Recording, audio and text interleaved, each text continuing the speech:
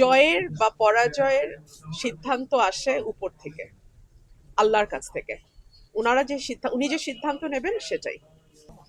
আমার সাথে কোনো রকম যোগাযোগ হয়নি বা আমাকে কোনো কিছু জানানো হয়নি।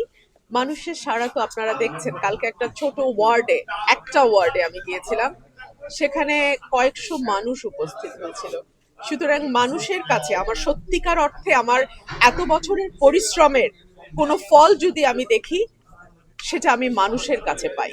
এবং একজন রাজনীতিবিদ যখন মানুষের কাছ থেকে তার ফল পাওয়া শুরু করে, তখন আর তাকে আপনি আহ, কোনো গোষ্ঠী তাকে এন্ডোর্স করলো কিনা বা কোনো দল তাকে এন্ডোর্স করলো কিনা তাতে কিছু যায় আসে না। জয়ের বা পরাজয়ের সিদ্ধান্ত আসে উপর থেকে, আল্লাহর কাছ থেকে।